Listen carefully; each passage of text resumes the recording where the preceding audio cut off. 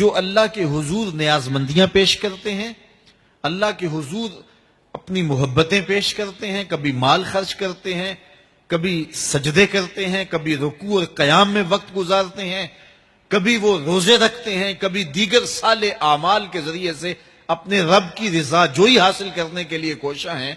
لیکن یہ وہ لوگ خوش نصیب ہیں کہ جب وہ عمل کر رہے ہوتے ہیں تو ان کے دل تھر تھر کانپ رہے ہوتے ہیں کہ پتہ نہیں مالک یہ عمل بھی قبول ہوئے ہیں یا کہ نہیں ہوئے. البتہ گناہ سرزد ہو جائے ان سے کبھی کوئی بدی سرزد ہو جائے، پھر تو خوف کا عالم دیدنی ہوتا ہے، پھر تو خشیت الہی سے ان کا رواں رواں کانپ رہا ہوتا ہے. حضرت سیدنا عبداللہ ابن مسعود رضی اللہ تعالیٰ عنہ فرماتے ہیں کہ مومن اگر گناہ کر بیٹھتا ہے تو اس کی کیفیت یہ ہوتی ہے جیسے پہاڑ کے نیچے آ گیا ہے کہ ابھی پہاڑ اس کے اوپر گر پڑے گا اور وہ جلدی سے اپنے بچاؤ کی تدبیر کرتا ہے. تو گناہگار کی یہ کیفیت ہے جو مومن گناہگار ہے.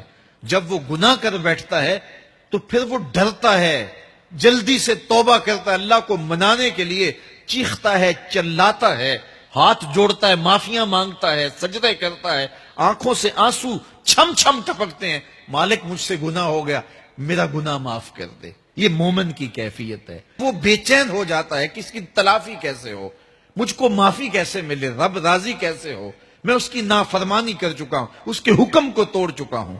تو پھر وہ جلدی سے اللہ جل شانہ کو راضی کرنے کی کوشش کرتا ہے اور توبہ کی دہلیز پہ آ کے کھڑا ہو جاتا ہے. اور بندہ جب توبہ کرتا ہے تو اللہ تعالیٰ جل شانہ یہ نہیں دیکھتا اس نے جرم کیا کیا ہے، اللہ دیکھتا یہ میری دہلیز پہ آ گیا ہے، توبہ کے ایک آنسو سے اللہ پچھلے سارے گناہ معاف فرما دیتا ہے. اور منافق کی کیفیت کیا ہے؟ جب وہ گناہ کرتا ہے تو اس کی کیفیت یہ ہوتی ہے جیسے بدن پہ مکھی آ بیٹھی اور اس نے ہلکے اشارے سے اڑا دیا. اب مجھے بتائیے سویر سے لے کر شام تک کتنی دفعہ ایسا ہوتا ہے کہ بدن پہ مکھی بیٹھتی ہے اور ہم ہلکے اشارے سے اسے اڑا دیتے ہیں، لیکن ہمیں شام کو یاد بھی نہیں ہوتا کہ آج کتنی مرتبہ ہم نے اپنے بدن سے مکھی اڑائی تھی. اب اس آئینے میں اور آپ اپنے آپ کو دیکھ سکتے ہیں کہ ہم کہاں کھڑے ہیں. سویر سے لے کر شام تک کتنے گناہ کیے.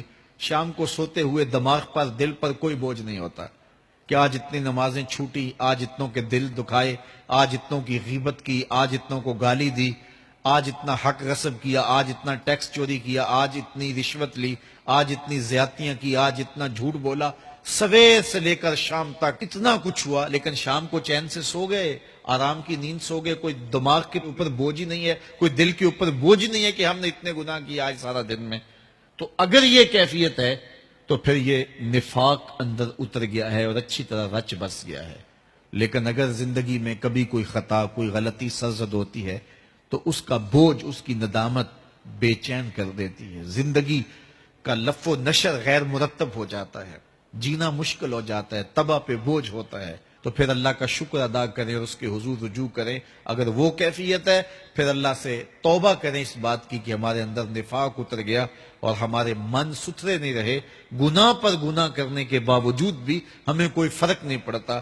ایک حدیث میں آتا ہے جب کوئی شخص گناہ کرتا ہے تو گناہ کرنے کی وجہ سے اس کے دل پر ایک سیاہ نقطہ لگ جاتا ہے. اگر وہ فوراً توبہ کر لے تو وہ نقطہ مٹ جاتا ہے اور دل شفاف ہو جاتا ہے. لیکن اگر وہ توبہ فوراً نہیں کرتا تو نقطے کے ساتھ ایک نقطہ دوسرے گناہ سے پھر بڑھ جاتا ہے، حتیٰ کہ وہ پھیلتا رہتا ہے، گناہ ہوتے جاتے ہیں. ایک وقت ایسا آتا ہے کہ پورا دل سیاہ ہو جاتا ہے، اور جب پورا دل سیاہ ہو جائے تو پھر گناہ اور نیکی میں کوئی فرق باقی نہیں رہتا. پھر انسان کی زندگی جو ہے وہ گناہوں کا مجموعہ بھی بن جائے تو اس کو کوئی فرق نہیں پڑتا. تو میں اور آپ اپنے اندر اتر کے دیکھیں. فرمایا گیا حاسبو قبل ان تحاسبو، اس سے قبل کہ تمہارا حساب کیا جائے اپنا حساب خود کرو. میں اور آپ اپنے آپ کو تولیں، ترازو کے دونوں پلڑوں کے اندر اپنے اعمال کو رکھیں، نیکیاں بھی رکھیں اور برائیاں بھی رکھیں، اور پھر ان کو تولیں اور پھر ہم دیکھیں کہ ہم کہاں کھڑے ہیں. یہ زندگی کہیں غفلت میں نہ گزار دیں. آنکھ بند ہو تو پھر کھلے اور پھر کہیں ہائے ہمیں کسی نے بتلایا نہیں تھا، ہم خود بھی اس پہ غور و تدبر نہیں کیا، پھر ہاتھ ملتے رہ جائیں کہ پلے کچھ بھی نہ ہو. آئیے میں اور آپ اپنی زندگی کو اپنے مالک کی دہلیز پہ لے جائیں.